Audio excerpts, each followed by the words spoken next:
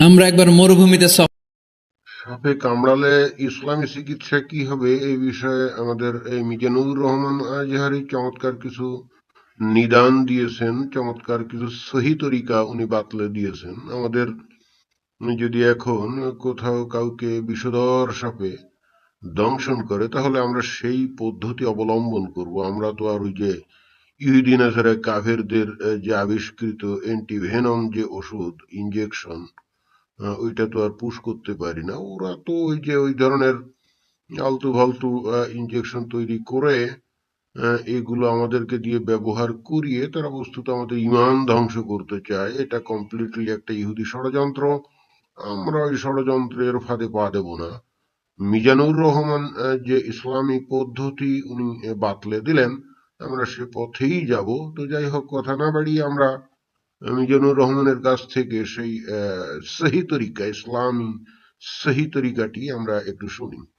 সফর করছিলাম, হঠাৎ দেখলাম মানুষের জটলা জটলা ডিঙ্গিয়ে ভেতরে যেয়ে দেখি এক লোক শুয়ে আছে, আর অন্য লোকেরা মন্ত্র পড়ে ফু দিচ্ছে। উল্টাপাল্টা মন্ত্র পড়ে ফু দেয় না, সুমন্তর সু কালী কুত্তার গু। আমরা ছোটবেলায় শুনতাম বাচ্চারা এরকম ছুমন্তর ছুমন্তর ছুমন্তর ছু কালী কুত্তার। তো এগুলো পরে ওরা মন্ত্র পড়তো। তো উনি যে দেখলেন কি কি মন্ত্র পড়ে এই লোককে ফু দিচ্ছে, উনি বললেন কি হয়েছে? সবাই বলল আমাদের নেতা সাইয়্যিদুল হাই, হাইমানি গোত্র, এই গোত্রের নেতা সাপ কামড় দিয়েছে, বিষে এমন নীলাভ হয়েছে দেহ মনে হয় মারা যাবে। কি করা যাবে? তোমরা কি কোনো রুকিয়া ঝাড়ফুঁক জানো? উনি বললেন জানি।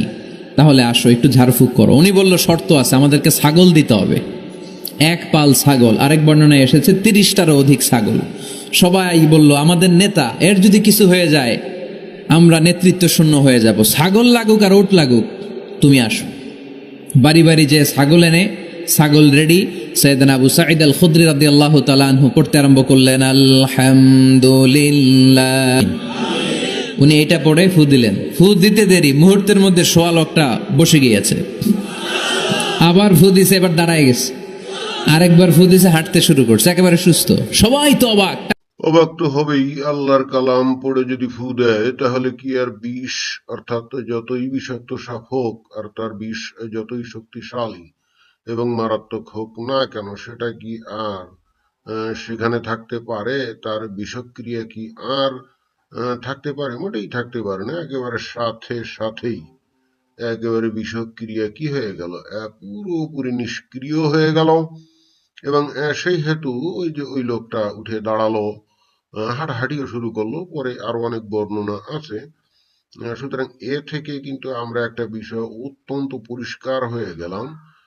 যদি কাউকে বিষধর সাপে কামড়ায় তাহলে কিন্তু কোনোভাবেই কোনোভাবেই ওই ডাক্তারের কাছে যাওয়া যাবে না, হাসপাতালে যাওয়া যাবে না। এবং গিয়ে সেখানে ওই যে ইহুদি নাসারাদের আবিষ্কৃত ওই যে অ্যান্টিভেনম যে ইনজেকশন, ওইটা নেওয়া যাবে না। যদি কেউ যায় তাহলে কিন্তু তার ইমান থাকবে না। কারণ আহ, আমাদের নবী হাদিসে হাদিসে কিন্তু খুব পরিষ্কার করে এই বিষয়টার অনুমোদন দিয়ে দিয়েছে। অর্থাৎ কোরআন থেকে সূরা ফাতিহা যদি পাঠ করে শোনানো হয়, বা যে কোনো একটা ছোটখাটো সূরা যদি পাঠ করে শোনানো হয় এবং আল্লাহর কাছে যদি ওই বিষক্রিয়া নষ্ট করার জন্য আরজি জানানো হয়, তাহলে সাথে সাথে কাজ করবে। এখন এইটা তো আর পয়সা লাগবে না, এইটা করতে তো আর পয়সা লাগেও না। তাহলে খামোখা এই যে দৌড়াদৌড়ি করে হাসপাতালে নিয়ে দামি ইনজেকশন দেওয়ার কোনো তো অর্থ থাকে না। এবং একই সঙ্গে যদি সেখানে ঈমান নষ্ট হয়ে যায় বা ধ্বংস হয়ে যায়, কারণ আপনি যখন আল্লাহর কালামের উপরে বিশ্বাস না করে আপনি ইহুদিদের আবিষ্কৃত যদি অ্যান্টিভেনম ইনজেকশনের উপরে আপনি যদি আস্থা স্থাপন করেন, তাহলে কিন্তু আপনি অবশ্যই অবশ্যই ইসলাম থেকে খারিজ হয়ে যাবেন। কারণ আপনার তো আল্লাহর কাছেই নির্ভর করা উচিত। ইহুদিদের আবিষ্কৃত ওষুধের উপরে তো আপনার নির্ভর করা উচিত না। তো এই বিষয়টা কিন্তু খুবই গুরুত্বপূর্ণ। তবে আমরা এই সাপে কামড়ের বিষয়ে যে বিষয়গুলো, মানে যে তথ্যগুলো জানি, সেটা হলো যে সাপের কামড়ে বস্তুত যতটা না মারা যায়, অর্থাৎ সাপের কামড়ে কামড় দেওয়ার পর মানুষ বিষক্রিয়ায় যতটা মানুষ মারা না যায়, তার চাইতে শকপ্রাপ্ত হয়ে মানুষ মারা যায় বেশি। একটা গবেষণা আমি একবার দেখেছিলাম যে মোর দ্যান 60% ক্ষেত্রেই বস্তুত মানুষ শকে মারা যায়, এবং এরকমও দেখা যায় যে সাপটা হয়তো বিষধর ছিল না, তাও মানুষ মারা গেছে। এটা কেন ঘটে? এটা এই কারণে ঘটে, এটা বিষয়টা খুব পরিপূর্ণভাবে মনস্তাত্ত্বিক অর্থাৎ সাইকোলজিক্যাল বিষয়। সেটা হলো যে সাপ আমরা ধরে নিই যে বিষাক্ত, যদিও সিংহভাগ মানে অধিকাংশ সাপই কিন্তু বিষধর না, এবং সেগুলো কামড়ালে কিন্তু কিছু হয়ও না। খুব কম সংখ্যক সাপ আছে যেগুলো বিষাক্ত, এবং সেটা বোঝাও যায়। যে সমস্ত সাপের মুখে উপরের পাটিতে, মানে মুখের উপরের পাটিতে 1 ইঞ্চি ফাঁকে দুইটা বড় বড় লম্বা দাঁত থাকে, 1 ইঞ্চি ফাঁকে দুইটা বড় বড় দাঁত থাকে, ওই সাপগুলোই কিন্তু বিষধর। এবং সাপুড়েরা যখন এই সাপ নিয়ে খেলাধুলা করে, তারা যে কাজটা করে সেটা হলো যে ওই দুই দাঁত ভেঙে দেয়, ভেঙে দিয়ে কিন্তু এই সাপকে নিয়ে নাড়াচাড়া করে, একেবারে অবলীলায় তারা ধরে। কিন্তু কখনোই কখনোই কিন্তু কোনো সাপুড়ে একেবারে বন্য একটা সাপ তারা হয়তো বিভিন্ন কায়দায় ধরে, ধরে তারা কিন্তু কখনোই হাতে নিয়ে নাড়াচাড়া করে না। অর্থাৎ যতক্ষণ তাদের ওই দাঁত অটুট থাকে ততক্ষণ কিন্তু তারা অত্যন্ত সতর্কতার সাথে সাপ নাড়াচাড়া করে, কিন্তু যখন দাঁত দুইটা ফেলে দেওয়া হয় তখন কিন্তু তারা যেমন ইচ্ছা খুশি ওই যে সাপ নিয়ে নাড়াচাড়া করে, গলার মধ্যে রাখে, এরকম। এখন সাধারণ মানুষের তো এই ধারণা নাই, এবং তারা মনে করে যে সব সাপই বিষাক্ত, এরকমই মনে করে, যদিও আসলে তা না। সুতরাং যে কোনো সাপই যখন কামড়ায় মানুষের মধ্যে একটা সাইকোলজিক্যাল প্রতিক্রিয়া হয়, সেটা হলো যে এইবার বোধ হয় বাঁচা যাবে না, সাপে কামড়েছে, তাহলে তো আর বাঁচার কোনো উপায় নাই। এজন্যই কিন্তু প্রচন্ড মানসিক শকপ্রাপ্ত হয়, এবং এই শকপ্রাপ্ত হয়েই কিন্তু মারা যায়। এগুলো একটা কথা। যদি অবিষাক্ত সাপেও কামড় দেয় তাহলে কিন্তু এভাবেই মানুষ মারা যেতে পারে। এখন বিষাক্ত সাপে যদি কামড়ায় তাহলেও কিন্তু অধিকাংশ ক্ষেত্রে মানুষ মারা যাওয়ার কথা না। তার কারণ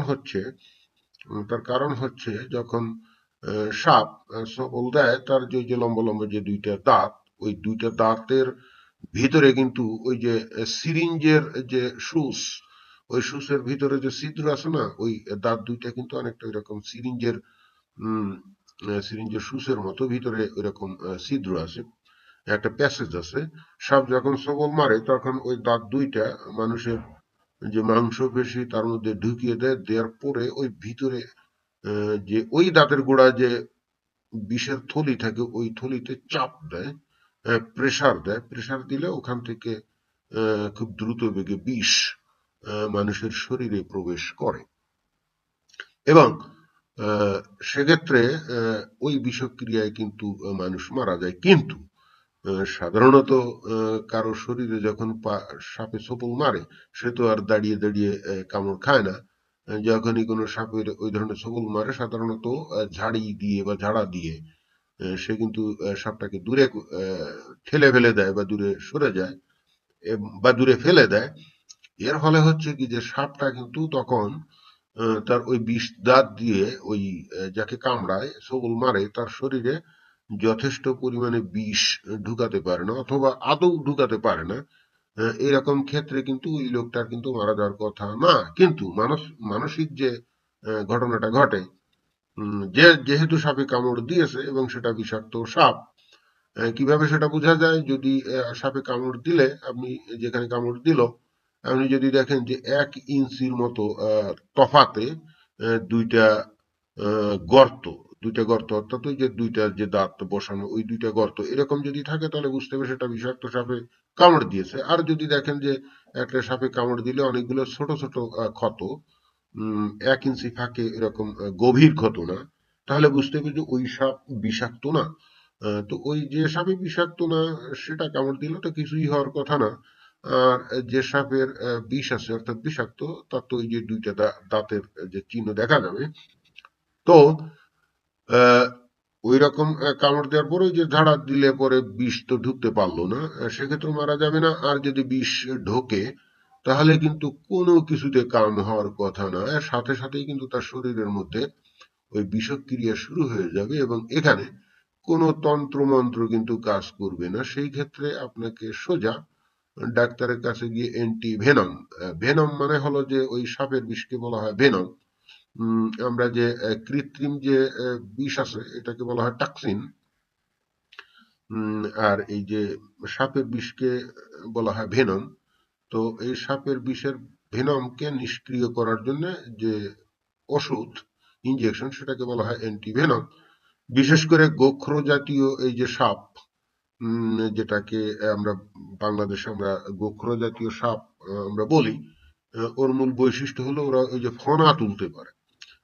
যত সাপ ফনা তোলে, অর্থাৎ যে প্রজাতির সাপগুলো ফনা তুলতে পারে, সেই প্রজাতির সাপ কিন্তু বিষাক্ত এবং তাদের কিন্তু এরকম বিষ দাঁত থাকে। আর যে সাপগুলো কিন্তু ফনা তুলতে পারে না, ওই সাপগুলো কিন্তু বিষাক্ত না। এটাও কিন্তু আমরা অনেকে জানি না। যেমন অনেক বড় বড় সাপ আছে যেগুলো কিন্তু বিষাক্ত না, যেমন অজগর সাপ বা অ্যানাকোন্ডা, ওই যে অ্যামাজনের জঙ্গলে থাকে, এগুলো কিন্তু বিষাক্ত না। এবং গ্রাম বাংলায় দাঁড়ার সাপ বলে এক ধরনের বড় বড় সাপ আছে, এটাও কিন্তু বিষাক্ত না। কারণ খেয়াল করলে দেখবেন যে এগুলো কিন্তু ফনা তুলতে পারে না। গোখরো জাতীয় যে সাপ যেগুলো আমরা দেখি এগুলাই কিন্তু ফনা তোলে এবং এগুলাই বিষাক্ত। তো শরীরের মধ্যে যদি ওই সাপ তার বিষ দাঁত ঢুকিয়ে সত্যিকার অর্থে কিছু বিষ ঢুকাতে পারে, তাহলে কিন্তু কোনোভাবেই কোনো মন্ত্রতন্ত্রে এখানে কাজ হবে না। এটাই হলো ডাক্তারি বিদ্যার পরিভাষায় বলা হয়। সেক্ষেত্রে অ্যান্টিভেনম ইনজেকশন আপনাকে দিলে ওই ইনজেকশনটা কি করবে, ওই সাপের বিষটাকে নিষ্ক্রিয় করে দিবে। এটাই হলো বস্তুত মূল ঘটনা।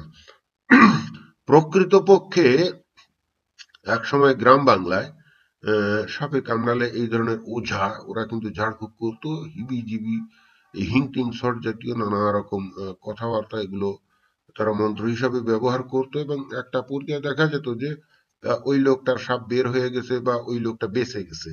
এখানে যে মনস্তাত্ত্বিক বিষয়টা কাজ করে, যারা ওঝা তারা কিন্তু ঠিকই এই এই বিষয়টা জানে যে অধিকাংশ সাপ বিষাক্ত না। সুতরাং সেই ক্ষেত্রে সে মন্ত্রতন্ত্র পড়লে ওই লোকের তো কিছু হবেই না, অর্থাৎ ওই লোক তো ভালো হয়ে যাবে, সুস্থ হয়ে যাবে, তাই তো?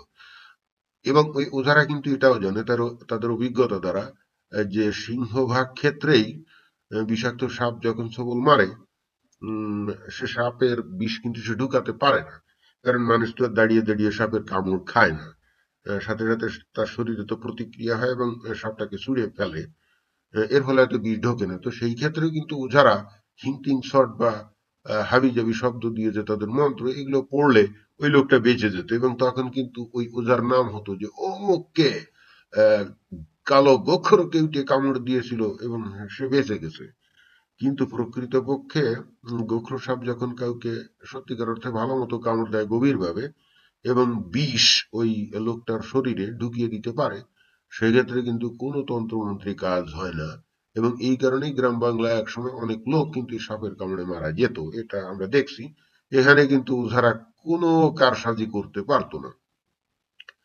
তাদের কারসাজি ছিল সব ক্ষেত্রেই যেখানে রুগীকে আহ, নির্বিষ সাপে কামড়াতো অথবা গোখরো সাপ জাতীয় অর্থাৎ বিষাক্ত সাপে কামড়ালেও শরীরের মধ্যে যখন বিষ ঢুকতো না তখনই আসলে তাদের তন্ত্র মন্ত্র কারসাজি এগুলা কাজে লাগতো। এটা হলো বৈজ্ঞানিক দৃষ্টিভঙ্গির কথা। এবং এগুলো বলা বাহুল্য, ইহুদি নাসারা কাফেরদের ব্যাখ্যা বিশ্লেষণ কথা যাই হোক। আমরা তো আর ওই যে ইহুদি নাসারাদের এই সমস্ত আমরা জানবো না। আমাদের বিষয় হচ্ছে যে সাপে কামড় দিলেই আমরা আল্লাহর নাম নিয়ে তার যে কিতাব সেখান থেকে একটা বা দুইটা সূরা পড়ে আমরা ফু দেব এবং দিলে সাথে সাথে তার বিষ নিষ্ক্রিয় হয়ে যাবে এবং আমরা সাপের যে দংশনের যে দংশন থেকে যে মৃত্যু হওয়ার সম্ভাবনা আমাদের আর থাকবে না। সুতরাং এই বিষয়টা তো হাদিসে আছে। আমাদের এই কাজী মিজানুর রহমান উনি সুন্দরভাবে একটা ঘটনা দ্বারা উনি বুঝিয়ে দিলেন যে নবীর সময় কিছু সাহাবা একটা জায়গায় একটা লোককে সাপে কামড়েছিল বলে দেখতে পেল এবং কিছু ওঝা তাকে ঝাড়ফুঁক করছিল। তখন এই মুসলমানদের মধ্যে একজন লোক তারা ওই কি করলো, কোরআনের একটা সূরা আবৃত্তি করে তারপর ফুটু দিল এবং সে সেরে গেল। তাহলে আমরা যদি মুসলমান হই আর আমাদের যদি যাররা পরিমাণ ইমান থাকে, তাহলে তো আমাদের উচিত না সাপে কামড়ালে ওই যে ইহুদি নাসারাদের প্রণীত চিকিৎসা পদ্ধতি এবং তাদের যে ইনজেকশনের ব্যবহার করা। আমাদের উচিত আল্লাহর উপরে ভরসা করা এবং তার কালামের উপর ভরসা করা। আশা করি এই ভিডিও যারা শুনলেন এই বক্তব্য, এরপরে কাউকে সাপে কামড়ালে যেন ঘুণাক্ষরেও কেউ ডাক্তারের কাছে না যায়। তবে তবে বর্তমানে বাংলাদেশে এত বেশি লোকজন যে সাপের বিচরণ ক্ষেত্র একেবারে প্রায় নাই বললেও চলে। খুব কম জায়গায় সাপ টাপ দেখা যায় এখন, আগের মতো র্যান্ডম সাপ দেখা যায় না, এটা একটা ভালো খবর। কিন্তু একই সঙ্গে এটা পরিবেশের জন্য ভীষণ ক্ষতিকর বটে। তো যাই হোক, এরপরেও যদি কেউ কোথাও দুর্ভাগ্যক্রমে সাপের কবলে পড়ে যান, তাহলে কিন্তু কোনোভাবে কোনোভাবে ওই যে ইয়ের কাছে যাওয়া যাবে না, অর্থাৎ ওই ডাক্তার কাছে যাওয়া যাবে না। আর যেটা বলছিলাম, ওই যে সাপে কামড়ালে মানুষ যে মারা যায়, ওই যে যেমন বিষাক্ত সাপে কামড় দিলে যদি বিষ নাও ঢোকে সেক্ষেত্রে মানুষ মারা যেতে পারে।